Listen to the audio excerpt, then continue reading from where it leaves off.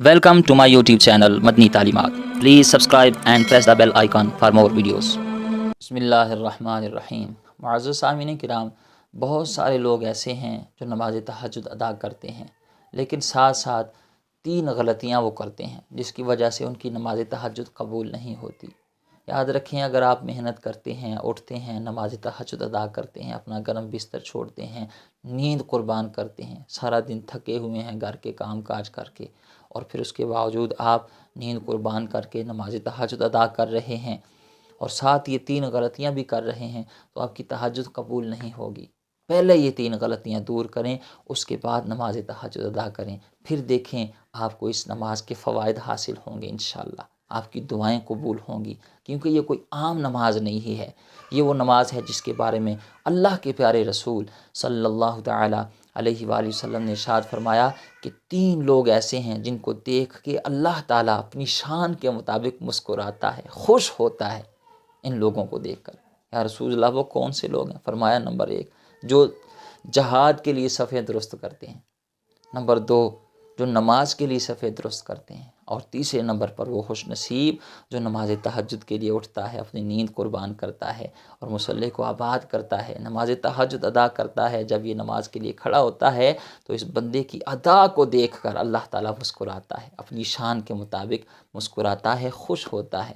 آپ سے میرا سوال ہے، جس بندے کو دیکھ کے اللہ تعالیٰ مسکرا رہا ہے اپنی شان کے مطابق، اس سے خوش ہو رہا ہے، جب یہ بندہ اللہ کی بارگاہ میں ہاتھ اٹھائے، دستے دوال دراز کرے، اس سے مانگے، اس کی بارگاہ میں اپنی حاجات رکھے، تو اللہ تعالیٰ اس کی دعا کو قبول نہیں کرے گا؟ ضرور ضرور اللہ تعالیٰ اس کی دعاؤں کو قبول فرماتا ہے، اس کی حاجات پوری فرماتا ہے، اس کی پریشانیاں دور فرماتا ہے. لیکن شرط یہ ہے کہ یہ 3 غلطیاں چھوڑیں، اس کے بعد اس کی بارگاہ میں آئیں. یہ کوئی عام نماز نہیں ہے. اللہ کے پیارے رسول صلی اللہ تعالی علیہ وآلہ وسلم نے ارشاد فرمایا کہ ماہ رمضان کے روزوں کے بعد سب سے افضل روزے ماہ محرم کے روزے ہیں، اور فرض نمازوں کے بعد سب سے افضل نماز جو ہے وہ نماز تہجد ہے. تو اتنی عظمت والی، اتنی برکتوں والی، اتنی اجر و ثواب والی نماز، جسے اللہ تعالیٰ پسند کرتا ہے، جس کی ادا کرنے والے کو اللہ تعالیٰ دیکھ کے مسکراتا ہے، خوش ہوتا ہے اپنی شان کے مطابق، تو یہ بڑی بابرکت نماز ہے. لیکن اگر ہم نماز ادا کریں اور ساتھ ہی غلطیاں بھی کرتے جائیں تو پھر ہماری نمازیں قبول نہیں ہوگی. ان غلطیوں کو دور کریں، پھر اس کے بعد نماز تہجد میں اپنا سر جھکائیں، اس کی بارگاہ میں دستے سوال دراز کریں، پھر اللہ کی رحمت سے قوی امید ہے وہ ضرور ضرور آپ کو اس کا فائدہ دے گا اور اس کا اجر و ثواب عطا فرمائے گا. آپ کی حاجات، آپ کی دعائیں قبول ہوں گی. وہ 3 غلطیاں کون سی ہیں؟ میں تفصیل کے ساتھ آپ کے سامنے تینوں بیان کرنے لگا ہوں. آپ سے ریکویسٹ ہے ویڈیو پوری دیکھیے. ویڈیو اچھی لگی ہے تو اپنے تمام چاہنے والوں کے ساتھ ثواب کی نیت سے اس ویڈیو کو ضرور شیئر کیجیے گا. سب سے پہلی غلطی یاد رکھیں، حضرت عبداللہ ابن عمر رضی اللہ تعالیٰ عنہ، یہ ایک دن حضرت عمر بن عاص کے بیٹے حضرت عبداللہ بن عمر کے پاس بیٹھے ہوئے تھے. تو دوران گفتگو حضرت عمر بن عاص کے بیٹے حضرت عبداللہ ابن عمر نے ایک حدیث سنائی، اللہ کے پیارے رسول صلی اللہ تعالی علیہ وسلم کا ایک فرمان سنایا، ایک بات سنائی. اب وہ بات سنا کر چلے گئے. جب وہ چلے گئے تو حضرت عبداللہ ابن عمر دیر تک روتے رہے. تو آپ کے پاس آپ کا ایک خادم، ایک چاہنے والا بیٹھا ہوا تھا. تو وہ کہنے لگا کہ بلا آپ کیوں رو رہے ہیں؟ کیوں اس درد کے ساتھ رو رہے ہیں؟ کیوں آنسو بہہ رہے ہیں؟ تو حضرت عبداللہ ابن عمر سے جب اس نے پوچھا تو آپ پھر کھل کے روئے اور اتنا روئے کہ آپ کی داڑھی آنسوؤں سے تر ہو گئی. آپ کہنے لگے یار عبداللہ بن عمر مجھے ایک حدیث سنا کے گیا ہے، اور وہ حدیث سن کے وہ سن کے مجھے ڈر لگ رہا ہے. تو پوچھنے لگے حضرت وہ کون سی حدیث ہے، مجھے بھی سنا دیں. تو آپ فرمانے لگے کہ وہ مجھے اللہ کے رسول صلی اللہ تعالی علیہ وسلم کا فرمان سنا کر گئے ہیں کہ جس کے دل میں رائی کے دانے کے برابر بھی تکبر ہوگا، اللہ تعالیٰ اسے جنت کی خوشبو بھی سونگھنے نہیں دے گا. حالانکہ جنت کی جو خوشبو ہے حدیث میں آتا ہے کہ 500 سال کی مسافت سے آنا شروع ہو جائے گی، لیکن جس کے دل میں رائی کے دانے کے برابر تکبر ہوگا، اللہ تعالیٰ اسے جنت کی خوشبو بھی نہیں سونگھنے دے گا. اے میرے دوست، مجھے ڈر لگ رہا ہے، مجھے اللہ سے خوف آ رہا ہے، میرا اللہ میری پکڑ نہ کر لے. دعا کرو اللہ مجھے عاجزی کی توفیق دے. تو یاد رکھیں، اگر نیکی کر کے، تہجد پڑھ کے دل میں تکبر پیدا ہوا کہ میں تو بڑا نیک ہوں، میں تو تہجد کے لیے اٹھتا ہوں، تو آپ کی تہجد قبول نہیں ہوگی۔ آپ کی کوئی بھی عبادت اگر تکبر دل میں پیدا ہو گیا تو آپ کی وہ قبول نہیں ہوگی۔ اس لیے تکبر پہلے دور کریں، آپ کے دل کے اندر عاجزی ہو، سب کچھ کر کے بھی کہیں۔ حضرت امام علی مقام حضرت امام حسین رضی اللہ تعالیٰ عنہ سارا کنبہ لٹا دیا۔ حضرت علی اصغر کے حلق میں جب تیر پیوست ہوا تو خون سے چلو بھرا اور آسمان کی طرف بلند کیا اور اللہ کی بارگاہ میں عرض کیا کی، یہ نہیں کہا کہ یا اللہ میں نے سب کچھ دے دیا، میں نے تو بڑا نیک کام کیا ہے، میں نے تو دین کے لیے، تیرے دین کی سربلندی کے لیے سارا کچھ دے دیا۔ نہیں، آسمان کی طرف وہ خون بلند کیا اور اللہ کی بارگاہ میں عرض کیا، ہے اللہ میں تجھ سے راضی ہوں، بتا تو بھی مجھ سے راضی ہوا ہے کہ نہیں۔ تو سب کچھ کر کے بھی بندہ اپنی نفی کرے، تکبر نہ آنے دے۔ اگر تکبر آ گیا اور رائی کے دانے کے برابر بھی آ گیا تو آپ کا عمل قبول نہیں ہوگا۔ حضرت علی المرتضیٰ شیر خدا کرم اللہ تعالی وجہ الکریم کیا فرماتے ہیں، تکبر کرنے والے نیکوکار سے وہ گناہ گار اچھا جو گناہ کرنے کے بعد اس پر شرمندہ ہو۔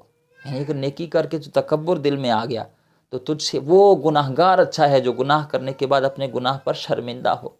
تو اس لیے اگر آپ تہجد کے لیے اٹھتے ہیں اور دل میں یہ خیال بھی اٹھتا ہے کہ جی میں تو تہجد گزار ہوں، ہاں جی میں تو بڑا نیک ہوں، میں تو 5 وقت کی نماز پڑھنے والا ہوں، میں قرآن پڑھنے والا ہوں، تو یہ تکبر آپ کے عمل کو ضائع کر دے گا۔ حضرت شیخ سعدی شیرازی رحمۃ اللہ تعالیٰ علیہ اپنے بچپن کا واقعہ بیان کرتے ہوئے فرماتے ہیں کہ مجھے اللہ نے توفیق دی، میں 5 وقت کا نمازی بن گیا، میں قرآن پڑھنے والا بن گیا، اور پھر اللہ نے کرم کیا کہ میں تہجد پڑھنے والا بن گیا۔ اور میں اپنے والد کے ساتھ ایک دن مسجد میں گیا۔ وہ زمانہ تھا لوگ جو مسافر ہوا کرتے تھے وہ مساجد میں ہی چلتے چلتے راستے میں جو مسجد آ گئی وہاں آرام کرنے کی غرض سے لیٹ جایا کرتے تھے۔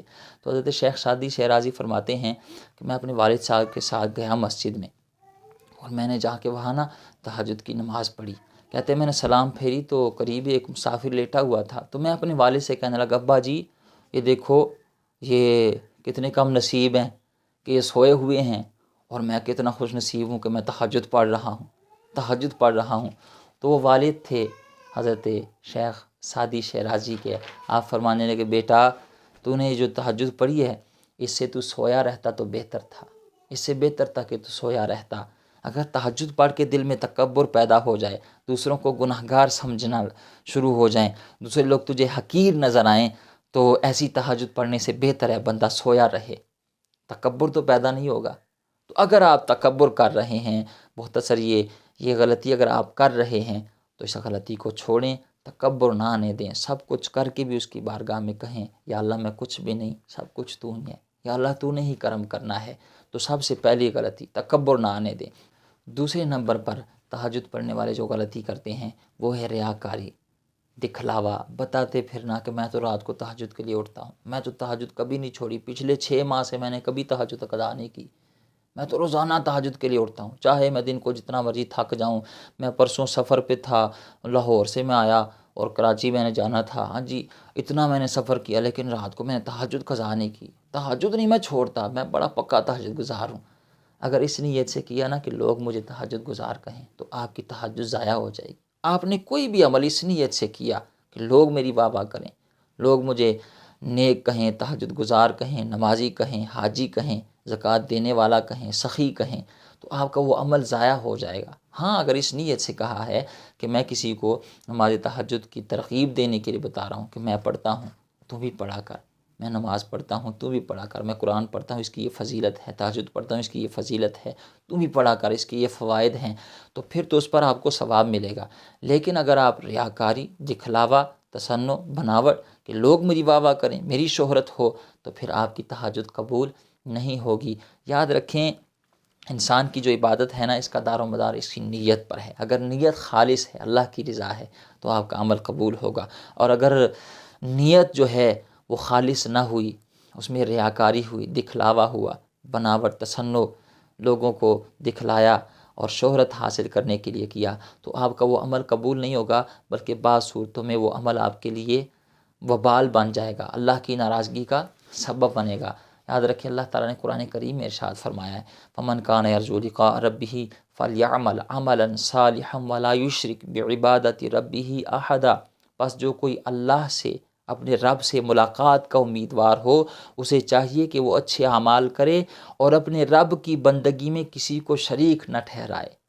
اس آیت سے پتہ چلا کہ بندہ رب کی بندگی میں کسی کو شریک نہ ٹھہرائے، عمل کرے تو فقط اللہ کی رضا کے لیے، اٹھے تہجد ادا کرے تو فقط اللہ کو راضی کرنے کے لیے، اس کی بارگاہ میں سجدہ دے، اس سے مانگے اور اسی کو دکھائے، کسی دنیا دار کو نہ دکھائے۔ یاد رکھیں ریاکاری کو شرک اصغر کہا گیا ہے، چھوٹا شرک کہا گیا ہے، کہ تو یہ عمل تو اللہ کے لیے تھا اور تم لوگوں کو دکھا رہے۔ اس لیے اگر آپ تہجد پڑھ کے ریاکاری کرتے ہیں، بعد میں لوگوں کو بتاتے پھرتے ہیں کہ لوگ مجھے تہجد گزار کہیں، تو آپ کی وہ تہجد وہ ضائع ہو جائے گی۔ اور اللہ کے پیارے رسول صلی اللہ تعالیٰ علیہ وآلہ وسلم کا وہ فرمان جو صحیح ستاً موجود ہے، ہم سب کے لیے عبرت کا نشان ہے۔ حضور علیہ السلام فرمایا اللہ تعالیٰ قیامت کے دن اگلے پچھلے تمام انسانوں کو ایک جگہ جمع کرے گا، اکٹھا کرے گا، اور ایک آواز دینے والا آواز دے گا، وہ کہے گا جس نے نیکی لوگوں کو دکھانے کے لیے کی تھی وہ اس نیکی کا ثواب بھی ان سے جا کر لے جن کو دکھائی تھی،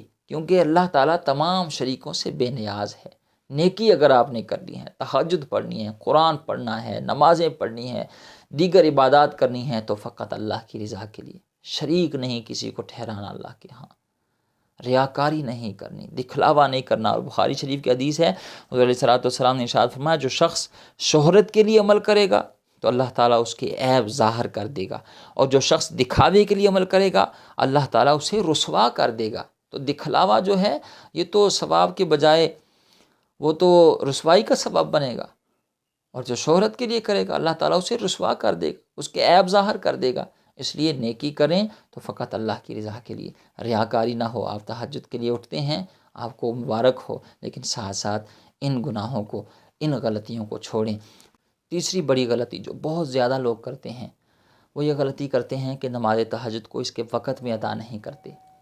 یاد رکھیں عمل کی قبولیت کے لیے ایک شرط یہ بھی ہے کہ عمل سنت کے مطابق ہو۔ اب اس کا وقت کب شروع ہوتا ہے، کب ختم ہوتا ہے، آپ کو بتانے جا رہا ہوں۔ اور غلطی کیا کرتے ہیں لوگ، آپ سے ایک ویسے دھیان سے توجہ سے اس بات کو سمجھنے کی کوشش کیجیے گا۔ یاد رکھیں جب نماز عشاء کا وقت شروع ہو جائے، آپ نے 4 فرض پڑھ لیے، 2 سنتیں پڑھ لی، آپ نے نماز عشاء ادا کر لی، تو اس کے بعد آپ کے لیے نماز تہجد کا وقت شروع ہو چکا، ٹھیک ہے جی۔ لیکن اس نماز کے لیے سونا شرط ہے، چاہے آپ 10 منٹ ہی کیوں نہ ہو، آپ سو جائیں، اس کے بعد آپ اٹھ کے نماز تہجد ادا کر سکتے ہیں۔ اب اس کا وقت کب ختم ہوتا ہے، تو اس کا وقت یاد رکھیں جب صبح فجر کی نماز کا وقت شروع ہو جاتا ہے، یعنی سحری کا وقت جب ختم ہوتا ہے، ساتھ ہی فجر کی نماز کا وقت شروع ہو جاتا ہے، تو جیسے ہی سحری کا وقت ختم ہو جائے اور فجر کی نماز کا وقت شروع ہو جائے، اسی طرح ساتھ ہی تہجد کی نماز کا وقت بھی ختم ہو جاتا ہے اور فجر کی نماز کا وقت شروع ہو جاتا ہے۔ اب غلطی کیا کرتے ہیں لوگ، غلطی یہ کرتے ہیں کہ ہمارے ہاں پاکستان میں اکثر جو اذان دینے والے ہوتے ہیں، مؤذنین جو ہوتے ہیں، وہ نماز فجر کا وقت پہلے شروع ہو جاتا ہے لیکن اذانیں بعد میں دی جاتی ہیں۔ کسی مسجد میں 15 منٹ بعد اذان ہو رہی ہے، یعنی فجر کے اذان کا وقت پہلے شروع ہو جاتا ہے، نماز کا وقت پہلے شروع ہو جاتا ہے، لیکن مؤذن جو ہے وہ اس کی آنکھ کھلی آدھا گھنٹہ بعد، تو وہ آدھے گھنٹے بعد اذان دے رہا ہے، کوئی 20 منٹ بعد دے رہا ہے۔ تو لوگ کیا سمجھتے ہیں، وہ سمجھتے ہیں بھئی اذان نہیں ہوئی تو ہم نماز تہجد ادا کر لیتے ہیں، حالانکہ اس وقت فجر کی نماز کا وقت شروع ہو چکا ہوتا ہے۔ تو یاد رکھیں فجر کی نماز کے وقت میں آپ نماز تہجد ادا نہیں کر سکتے۔ آپ نے کیا کرنا ہے، ایک کیلنڈر رکھ لیں، یہ موبائل جو آپ کے پاس ہے، اسی موبائل میں ایک پرے ٹائم ایپ ڈاؤن لوڈ کر لیں، اس میں دیکھیں کہ عشاء کی نماز کا وقت کب شروع ہوتا ہے اور کب ختم ہوتا ہے، یعنی صبح سحری کا وقت کب ختم ہو رہا ہے، فجر کی نماز کا وقت کب شروع ہو رہا ہے۔ یعنی فجر کی نماز کا وقت شروع ہونے سے پہلے آپ نماز تہجد ادا کر سکتے ہیں۔ امید ہے بات سمجھ گئے ہوں گے۔ اللہ تعالی ہمیں عمل کرنے کی توفیق عطا فرمائے۔